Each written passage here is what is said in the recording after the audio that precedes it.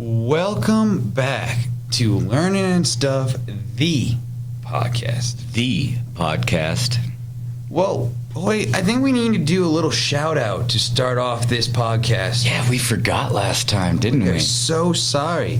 Lemon Moose, the first person to comment on our videos and saying that you like it. We want to say thank you so much. We really appreciate you liking it, you watching it, and we hope that we continue to get your support. Yeah, we were trying to figure out who this Lemon Moose might be. I thought maybe it was my mom trying to make me feel better about my life, or maybe it was one of our students that's always looking for any opportunity to impress us. Whoever it is, Lemon Moose, thank you. Thank you. So, Hoyt, we kind of talked about starting off with some stories, and me being me, I love telling stories, love hearing stories. And just looking at what we're going to talk about today, the second half of Hercules' labors, and I thought, you know what? This kind of reminds me back when I was a little kid, probably elementary age, and my family farm would have sheep come stay with us every once in a while.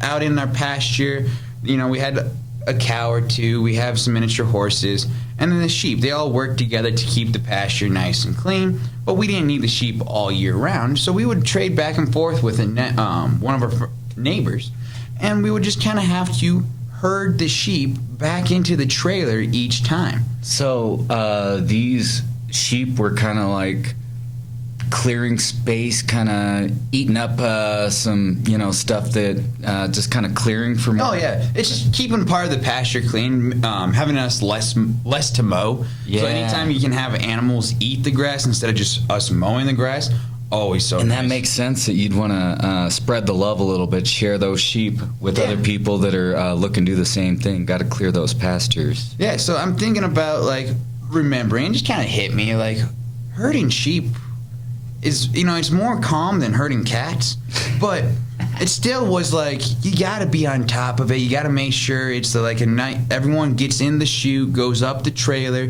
It's all one fluid motion. You can't have too much open space, otherwise someone's just going to go running off. Yeah, that makes sense. And I just was thinking about that because one of the myths we're going to talk about today, Hercules, he doesn't have to herd sheep, but he has some struggle herding some cows, and I'm like, I actually feel that because I have a little experience in that kind of category. Yeah. Once again, relatable. And my favorite thing about mythology, it's just a bunch of stories with, different takeaways that, different individuals will look at the story differently and kind of take something of value from it, and everybody takes something else, something different. That's what I love mythology.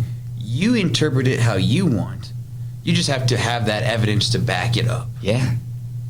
So we are in part 2 of The Demigod. Yeah, The Demigod, the first episode of going into The Demigod. Episode 5, we discussed the 6 labors, the first 6 labors he did, which there were definitely some tough ones. Oh, yeah.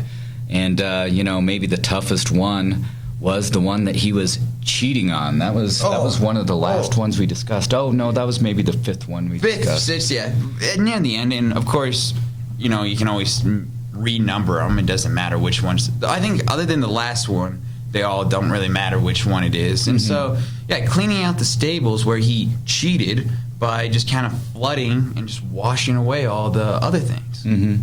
But, I still say that's Not cheating. not cheating. That's working smart and doing really well. Yeah, it's still work. It's just more efficient, right? Yeah. And so if you want to recap on the first 6 labors, watch Learning Stuff, the podcast, episode 5, The Demigod. Yeah, there's too much history to get into all these episodes, so we could just spend a bunch of time rehashing what we've already done, but we just got to get the ball rolling, don't we? And the ball rolls all the way to the island of Crete. Because, Crete. Yes, that's Big island. Big island. Famous island in ancient Greece. Did a lot of stuff there. Zeus was hidden there when he was a little child. That's right. And what do we do? It's the Cretan Bowl. So, labor number 7, Hercules has to capture the Cretan Bowl.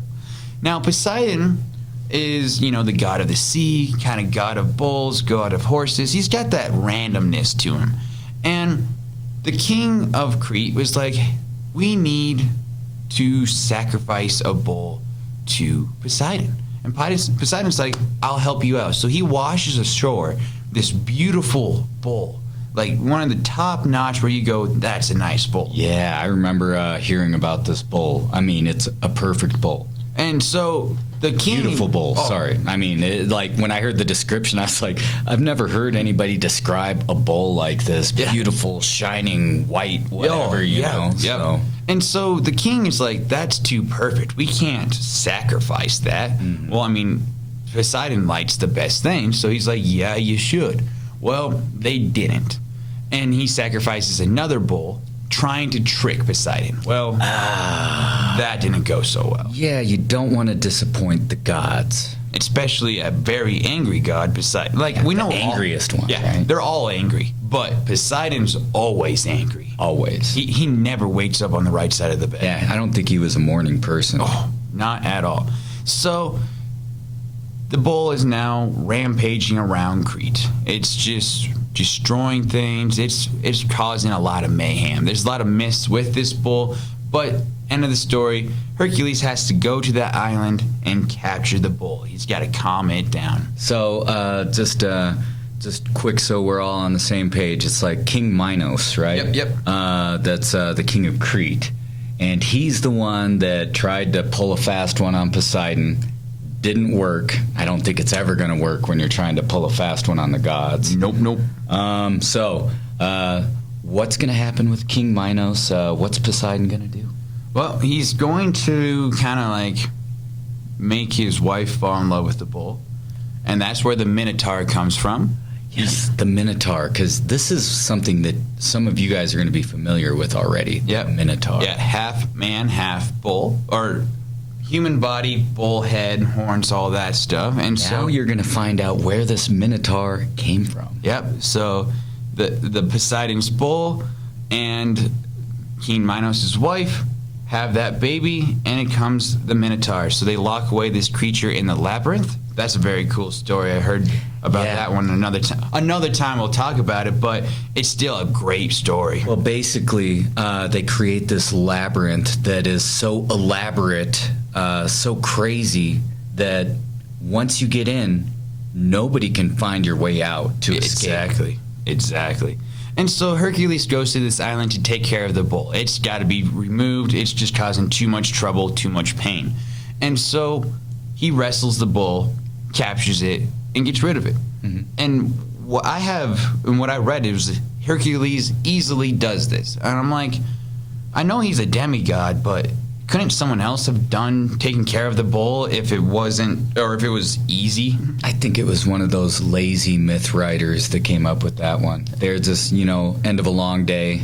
Deadline. Mm-hmm. Oh, shoot, this is due in 2 hours. I haven't really done it. And so it's like, and he does it. With ease. All right. So he captures the bull and now goes to labor number 8. And we go back to the lovely Greek theme of man-eating animals. And this time, he has to wrangle up the man-eating horses of Diomedes. Yeah, if the creature isn't scary enough already, just add the fact that it eats people. Yeah. I mean, a horse, a lot of people like horses. But let's make it man-eating to kind of add a little extra scared layer. already. Yeah. So Diomedes is the king of a tribe called the Bistones. And they kind of live off in a subsection of ancient Greece, and they're pretty fierce warriors. They like that herd of horses. They're pretty top notch. And so Hercules realizes, you know what? If I'm going to steal a herd of horses, I can't just do it by myself. Yeah, that'd be tough. You need some sort of assistance, I think. And so he calls upon a crew. He's like, all right, we're going to go steal these horses. They're man-eating, but, details. And so they sail off, head on over to the Bistones area, and they are able to kind of like evade. They're being sneaky at first, because if they're man-eating horses, they don't need guards, but they're famous horses, so they're going to be guarded all the time. So they're evading the guards. They're starting to round up the horses and kind of just slowly herd them away back to their boat. Sneaky. Sneaky. And then so, as always, a good leader's got to double check we're not being followed. If you're stealing a herd of horses, and a famous herd of horses, you don't want to be caught. Yeah. So Hercules doubles back. He wants, like, you know what, we got to make sure we're not being followed. Mm-hmm. Well, they kind of got figured out then. The guards are raised. Diomedes is, like, coming at them. And now it's time to, like, put up or shut up. And so Hercules starts to fight. He actually ends up killing Diomedes, because that was just we eliminate the leader of the horse tribe people, and so he's able to push the horses even farther. Now, what's kind of interesting, what I threw in there, is a friend of his, one of the crew members, Abderos, takes over when Hercules doubles back. But these are man-eating horses, so if you don't have complete confidence going in, you're gonna have some problems. A problem that arose was that the horse actually killed him. Abderos got killed by one of the horses they were trying to steal. Dang. So one of his helpers has already gone down. Already gone down. And it's not just a helper, it's his friend. So that's, like, Hercules is kind of bummed, feeling sad about that. So he decides where Abderos falls, he's going to build a city, and calls it Abdera.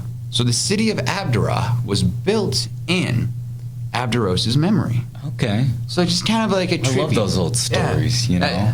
Instead of, like, forgetting about his friend, he built a city there. Now, of course, the city was kind of raised after they got the horses back to Mysia. And the worst part is, after all that work of stealing the horses, hurting him, the king of Mysia just lets him go. Really? Just, we're good. They're gone. So, and when you say the king of Mysia, this is his cousin, right? Yep. Eurythices? Eurythices? I think so. But it's his cousin that had kind of like stolen his birthright to be king, basically. By being born first. Yes, by being born like hours before him or whatever. Thanks to Hera again. Yep.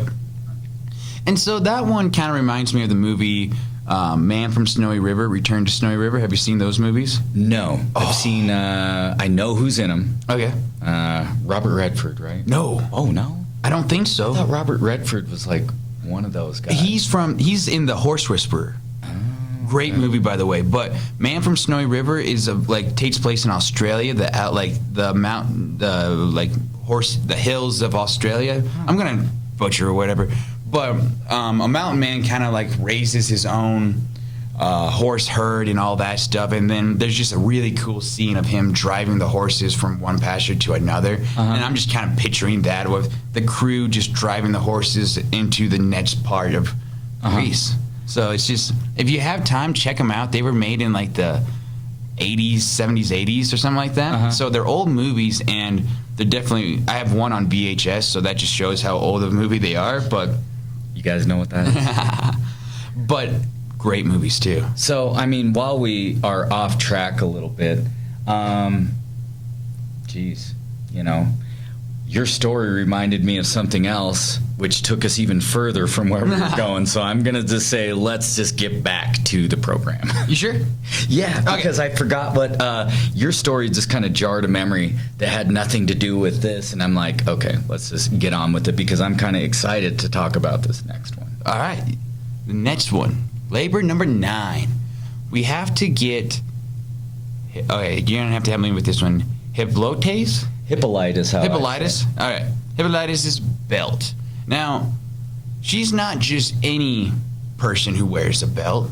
She is the queen of the Amazons. Yes, queen of the Amazons. Nothing to do with the Amazon River, but if you are a fan of modern movies and a fan of Wonder Woman, you might find some of the following interesting. Yeah, so basically the Amazonians were a tribe of warrior women, and they were top-notch warriors too. Top-notch. And the queen, her belt wasn't just like a fancy belt. It was a belt given to her by Ares. Ooh, god of war. So you know this is going to be a useful belt. Yeah, legit good belt. So Hercules once again realizes he's going to need a crew. If you're going to go up against warrior women, you're going to need a crew if things go bad. Yeah, not just any warrior women. These warrior women had a fearsome reputation. Oh, yeah. The Amazonians. So yeah, Hercules leads his crew to the land of the Amazonians, and they kind of just show up. Now, Hippolytus, is that how you say it? Sure. Okay. I don't know how to say it. Okay. Hippolytus, like, Hera kind of warns her that, hey, Hercules is coming. So the queen is standing there at the harbor, right there, like, kind of looking very fearsome, looking at Hercules' ship pull in and be like, what's going on? Yeah, Hera just trying to make these labors even tougher. And so he walks onto the harbor, and the queen meets Hercules, and she's like, what are you doing here? And he's like, well, I have these 12 labors. The 9th labor is to get your belt. And guess what? She's like, okay, you can have my belt. Why does this sound too easy? Because it is. Okay. Because, normal people are just like, you know what? I want my belt back, but yeah, you can borrow it. You can, like, present it. Hey, I got the belt, and then just come back to it. Mm-hmm. And Hera's like, whoa, whoa, whoa. We don't do nice. We don't do nice. So she disguises herself as an Amazonian warrior and starts back in the camp where all the other warriors were staying. She starts, like, spreading the rumors. Hey, Hercules is here, and he's ready to fight. They've got the queen, just kind of spreading those rumors to get the warriors fired up.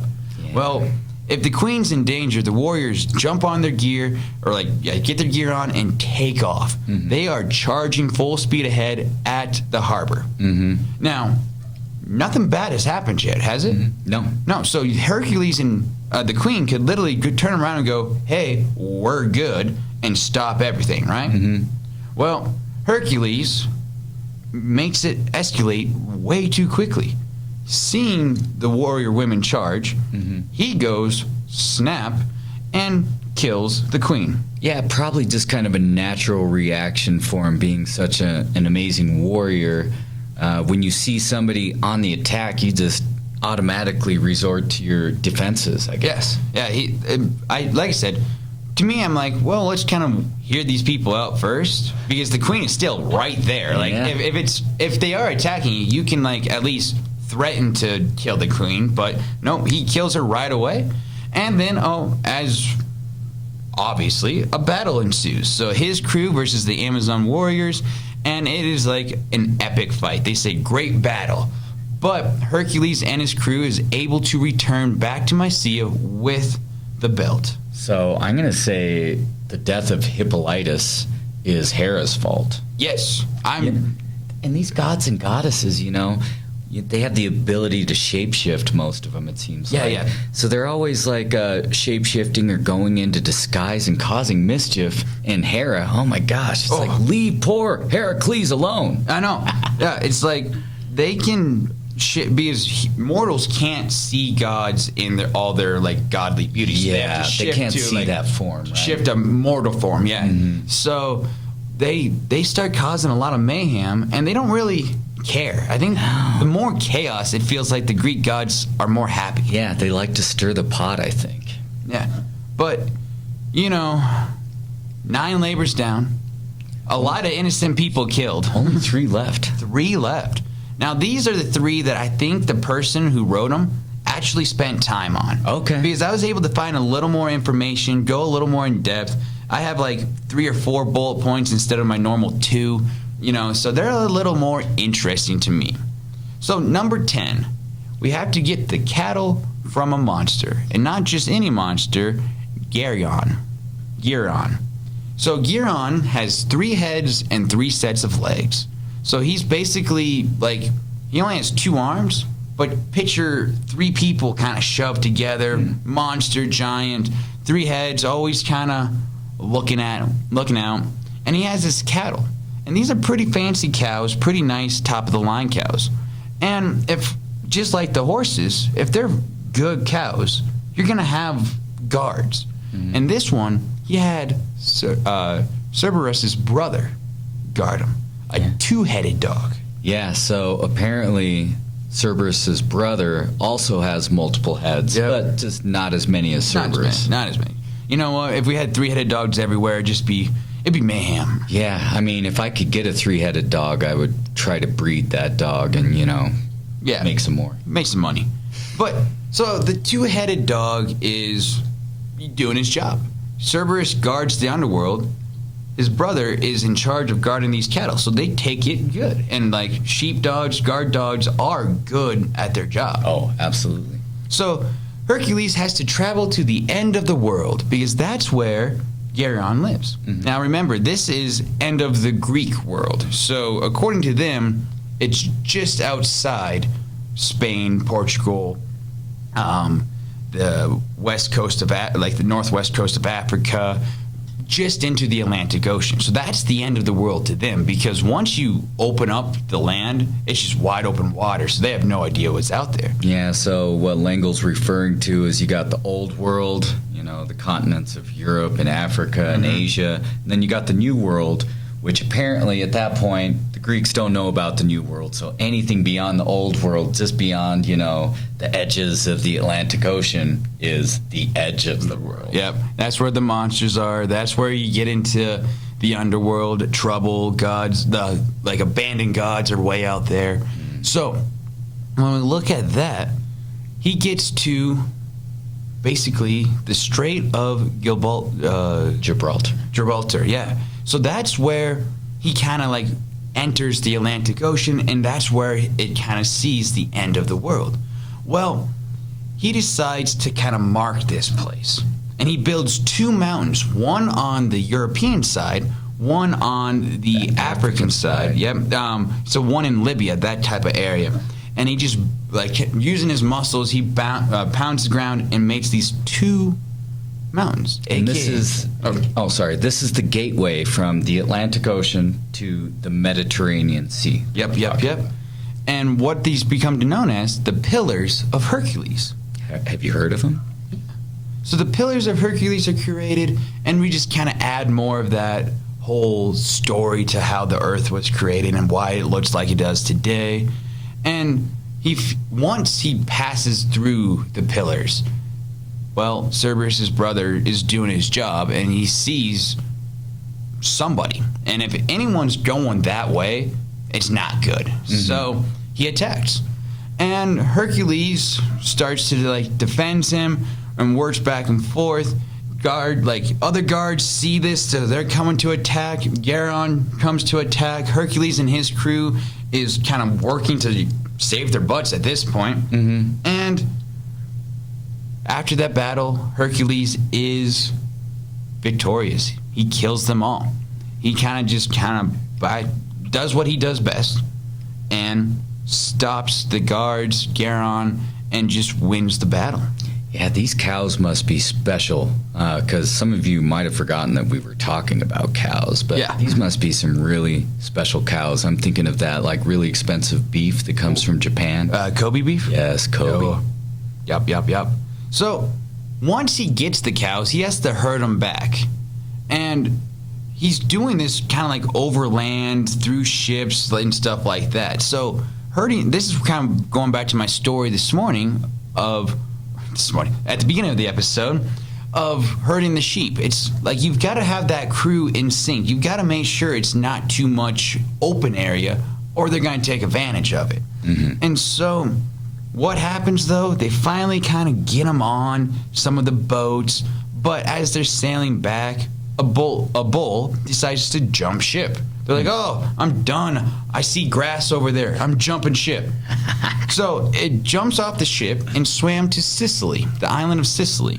and went to the mainland of the country. So it starts on Sicily and then goes actually into the country of what we now call Italy. So from the ball to the boot. Exactly. And they had to go back and get it. Well, the native word for bull was Italis. And so Now when you we look have at it, the root word for Italy? for Italy, Italia, Italis. So there we go. Interesting. Italy is actually named after a native word for bull, or at least according to this myth. Huh. And so that just kind of made me happy. I'm like, oh, that was a cool side quest to this story. Absolutely. And so they actually go back, get the bull. So as if for my geography people out there, Italy is kind of here, and Greece is kind of like right there. Just the Ionian Sea separates them, Yeah. right? And so they're really close to making it back. Mhm. And not too much trouble, but still some minor troubles. And Hera's like, whoa, whoa, whoa. This is too close. This is labor 10 of 12. He's almost done with it. These impossible tasks. Yeah, I'm not liking it, stuff like that. Well, so she sends a gadfly. Gadfly. Yeah, kind of just like that bug that's going to pester the cows, start biting it, start hurting them, start kind of spooking them, and they scatter all over not just Greece, but Europe as well. Ooh. So now you can't return one of the cows. You got to turn the whole herd. And so finally, after years and years of searching, he gets the bulls all back together and turns them in. Wow, she really made this one hard on Hercules. Just the fact that this one labor took that many years to complete when he is almost Because done. we talked about how the first 6 probably took about 4 years, like doing the math. 7, 8, 9, probably another 1.5.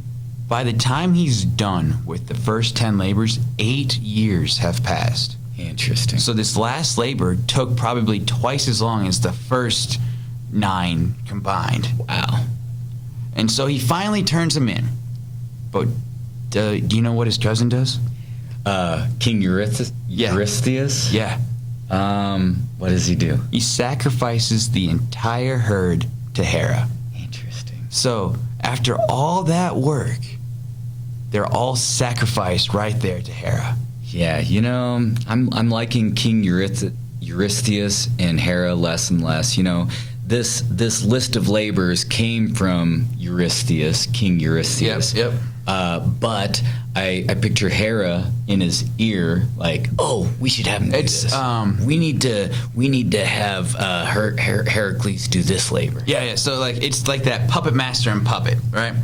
King Eurystheus is doing all the talking, but his mouth isn't the one moving. Yeah. Or his mouth's moving, but it's not his words, or however you want to work it. So I'm assuming when you sacrifice all the cows, that basically you're wasting all that beef, probably. Well, in our eyes, you're wasting it. Back then, obviously, they thought it was like a good thing to do, but to us, it's like, well, you had a whole herd of cows that could feed a lot of people. Yeah. Now they can't. For them, the sacrifice, it's the ritual aspect that gives it value. To us, we're like, we wanted that steak. Oh, yeah.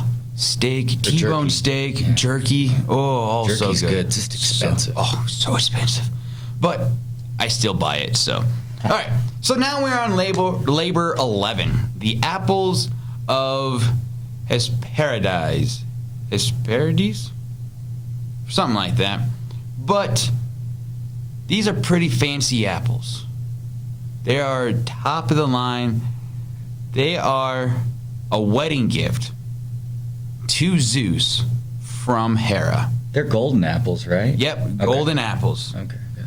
And so now Hercules is charged by Eurystheus to steal some golden apples from the wedding present Hera gave to Zeus. Okay. So they're Hera's apples, and Hercules has to steal them from Hera. Huh. This sounds like it's going to end in disaster already. Like, already you're like, whoa, we can't do that. That's just asking for trouble. Yeah. Like, there's, oh, shoot, we got into trouble, and then there's, I did this on purpose to get into trouble. Mm-hmm. And it's definitely the second one where you're like, you don't bite the hand that already hates you, so. Exactly. Never heard that saying, but very true. Well, Hera doesn't really feed him, so I'm just like, you don't make someone who already doesn't like you more reason to not like you. Absolutely. So he is like trying to find this garden, though, where the apples are, the apple orchard, and he can't find it. He searches all over, and he would think it would be easier to find because these apples are guarded by a 100-headed dragon and the nymphs and daughters of Atlas. Yeah, I mean, I would start by asking if anybody's seen a 100-headed dragon around. Yeah, you would think it would stick out, but I would think it doesn't, because the first problem is he can't find it. He's fighting everyone in sight, too. That's the funny thing, too. He's walking around, going from place to place, trying to find these apples, trying to find any clues. And the myth made a point to write in there, and Hercules was fighting anyone and everyone who stood in his way. And I'm like, you're trying to find information. Beating it out of people is not the easiest way to do it. Yeah, I mean, use those people as a resource. Maybe, keep your enemies close, sort of thing. Or keep your friends close, enemies closer. Yeah. I would say use them as a resource, act like you're cool with them, and maybe they'll give you some information later on. Yeah, but no one's telling him. So he decides to go to someone who's been around a long, long time. Well, even longer than you, Hoyt. Even longer than you. He goes to Prometheus. Oh, yes, Prometheus. Is Prometheus still chained up at this point? He is still chained up. He is still locked away. And that eagle is still having fun eating his liver every day. And the liver regrows every night. Now, Zeus kind of points him in that direction. He's kind of nudged his son to go see Prometheus because Prometheus has information that will help Zeus. That will, kind of, one day Zeus really wants to know. Yeah. And Prometheus is not just going to give it to him. No. And Zeus doesn't just want to let him go. So he kind of works out that deal. And he kind of sends Hercules there. And Hercules kills the eagle that eats his liver, or Prometheus' liver, every day, and unchains him. So they kind of make that deal. Give me information, give Zeus information, you're set free. Yeah, basically Prometheus knew the secret that Zeus just had to know. It was that good of a secret. Mm-hmm. And of course it always has to do with somebody's going to come and take your power away. But so Prometheus has this secret. Zeus needs to know the secret, but in order for Prometheus to share any of it, he's got to let him go from that mountain where he's just getting his liver eaten out every night. And they decided to kill two birds with one stone, and Hercules did it. And so, as payments of setting him free, Prometheus tells Hercules that the way to complete this task is to have Atlas, the god holding up the world, steal him for them. Now, I've heard different variations, but I like this one because it kind of throws in some trickery, some ooh and ahs. And so he goes to Atlas, who's, at this point, he's tired of holding up the world. And thank you for sharing this one because, this myth has two different titans in it. Yeah. Sometimes we don't, address who's a titan, who's a god, what's the difference, but Prometheus, titan, Yep. Atlas, titan. Yeah, so Sorry. Atlas is, he's holding the world, and, it's been a long time. He's tired. He's sick and tired of it. So Hercules is like, hey, I need your help to steal these apples from Hera. I need to get these golden apples. And Atlas is like, dude, Hercules, I may be, holding up the world, but I still know Hera doesn't like you. Let me steal them for you. Because, remember, his daughters are some of the guarders, the protectors. So he's like, you know what? Here's what we're going to do. You hold up the world for a while, and I'll go steal the apples. And then I'll come back, give you the apples, and we'll just and I'll take my place back. Divide and conquer. Okay. Divide and conquer. And so Hercules agrees. And which I'm like, if I'm holding something heavy and someone's like, hey, can I help you with that? I'm going to hand it over and then leave. I'm not coming back to pick it back up. So Atlas is going to come back? Well, so at least if I was Hercules, that's what's going to be in my head, because you're stuck. You're not going to just drop the world. You know, it's getting kind of late. Yeah. Well, Atlas does come back. He steals the apples and comes back. But like I said, he's done holding up the world. And he says, Herc, I'll take the apples to your cousin for you. You just got to hold up the world for some longer moments, Just a little longer? Let me get that break. I've been doing it for a while. I appreciate the break so far, but I need just a little bit more. Yeah. And so Hercules is kind of expecting that, He knows what it is. And he's all right, Atlas. And he's like, Atlas, you know what? Fair. You need a little break. But my shoulders are killing me. I'll bet. Can you take the world back and let me, put padding and, protection on so the world sits a little more comfortable? I mean, you've heard the expression, the weight of the world on your shoulders, right? Yeah. And so Atlas is like, you know what? He feels the pain, right? He's been holding it. So, yeah. So Atlas gets a good grip on the world. Hercules grabs the apples and runs away to never return. So it's one of those where, he thought Atlas thought, we're going to have a good deal. Hercules is like, no, I know where this is coming. Yeah, I think by this time, he's maybe 7 years into his labors or 8 years in, whatever he is. Probably 9-ish at this point with... At this point, he's like, I see the end in sight. I got to get done with this, right? I mean, I don't want to spend any longer on this than I have to. And plus, the world is incredibly heavy. Oh. Get back to me on how much it weighs, because I just don't know. No. Yeah, we can calculate the circumference. I don't know if we calculated the weight. If we did, that'd be a really cool comment. But now we're down to the last one. Well, I just realized that weight depends on how much gravity there is. So it'd be mass, not weight? Yeah, we'd be looking more at the mass, but our specialty is not science. So. We deal with social studies, yes. Not science studies. But, so, the last labor. Are we finally to the last labor? Last labor. Yeah, I feel like we've been through it all. So this is not going to be an easy labor at all. Let's be real.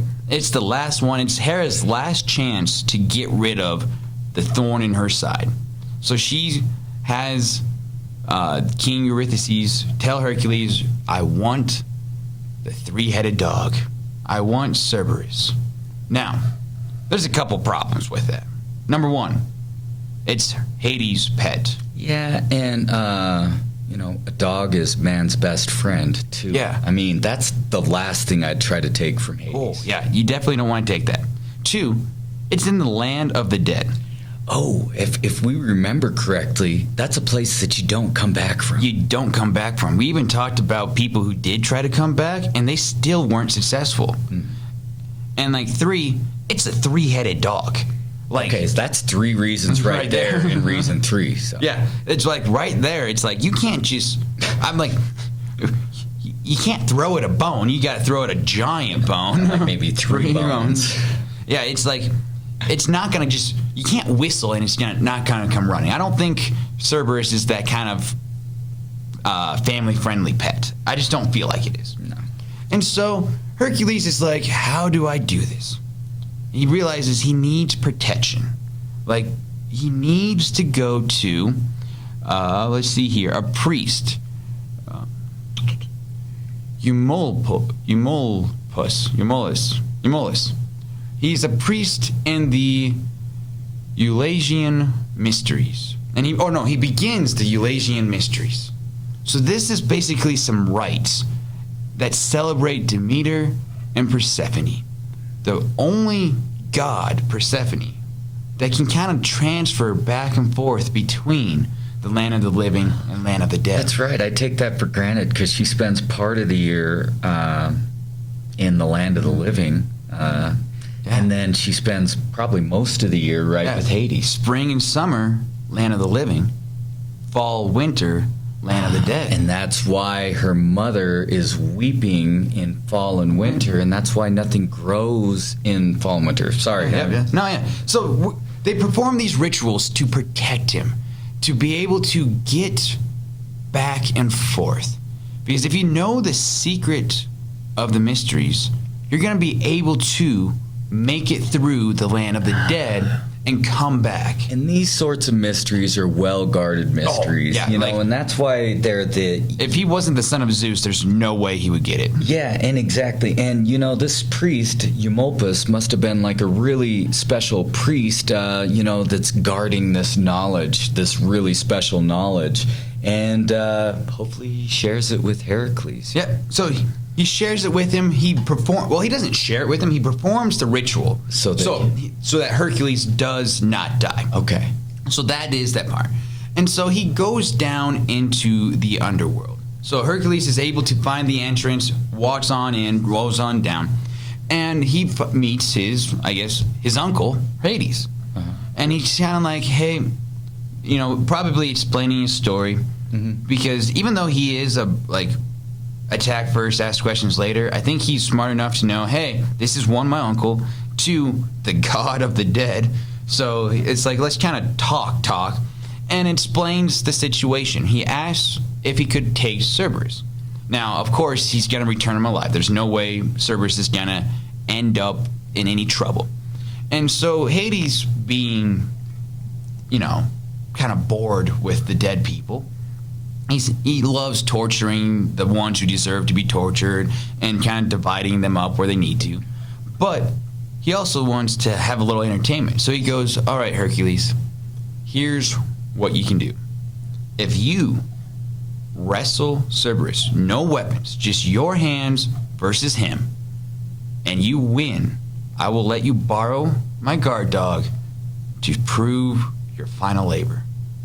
Now, the next part is kind of shrouded in mystery too, because I've heard different tales, and the great Greek myths that we watched on Amazon, shout out to that show, kind of talks about, we really don't know, but we kind of do know. We don't, this next part.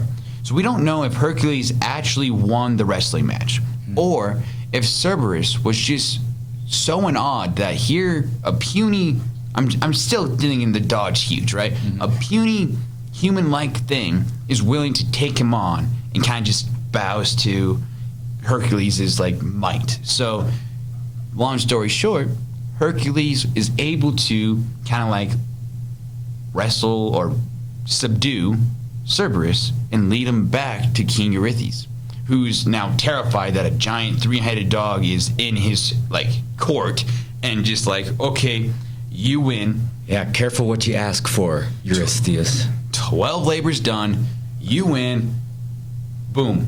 So now he's immortal. Zeus wins. He can become a god. He is finally able to be forgiven. He has he's cleansed his soul from the problems with the family at the start of this show, or at the start of this myth. But sadly, Hera still has the last laugh. She is able to kill Hercules. So by immortal, I mean go to the land of the gods, that type of thing. Go to Elysium, the blessed, because he is Hera kind of once again pulls a trick on him, and Hercules gets killed by Hera.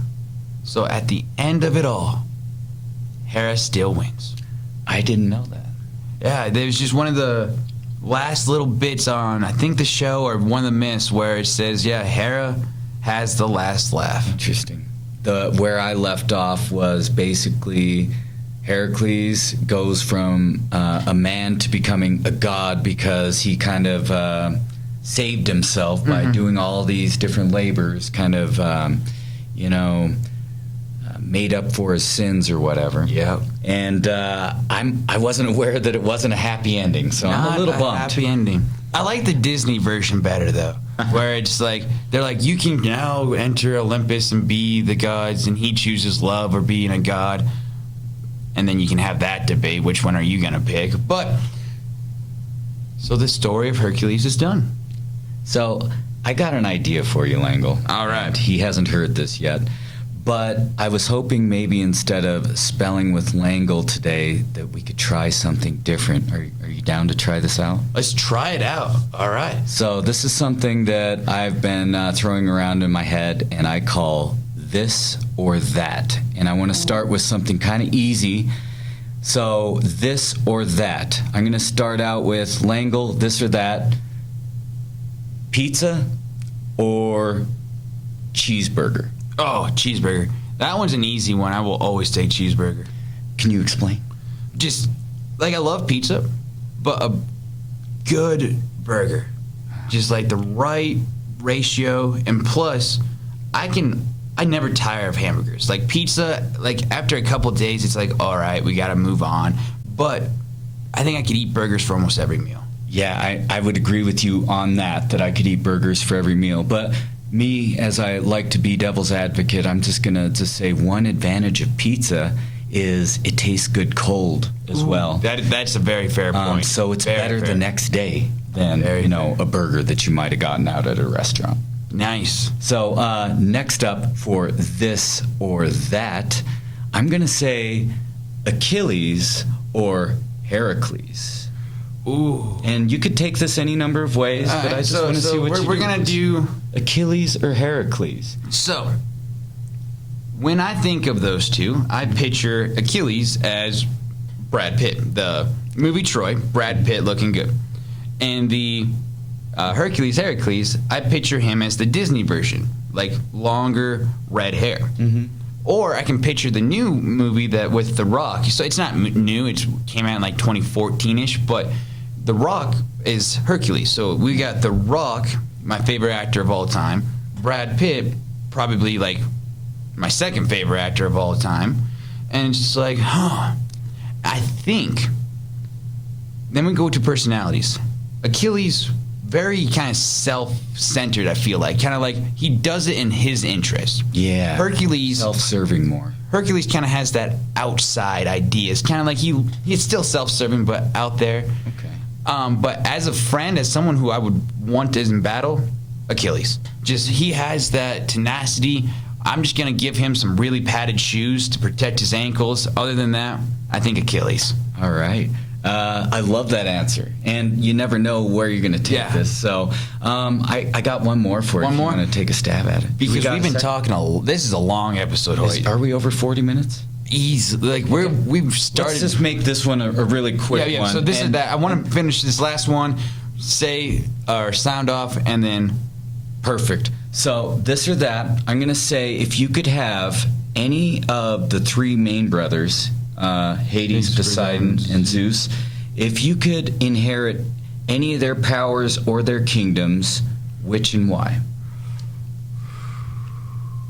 This or that. So I'm not a strong swimmer, and I don't really care for, I like drinking water, and I like going on boats and that stuff, but I don't really like water per se. So I think even though I love Poseidon, he's out. Hades, I don't think you'd like that job. I couldn't do it. I'd be too. They would kind of go to me and be like, "Hey, can I be forgiven for these?" I'm like, You're making a good sob story. I don't really, The underworld would turn into like a happy place. Oh, it would be a party. We'll just be having a good old time. And so, yeah, I would say Zeus, because to have the power of lightning, pretty cool. Yeah, that's the coolest weapon. To kind of control the I would love to be up in the sky looking down, just viewing the different things. Bird's eye view. You would transform into a bird. Yeah.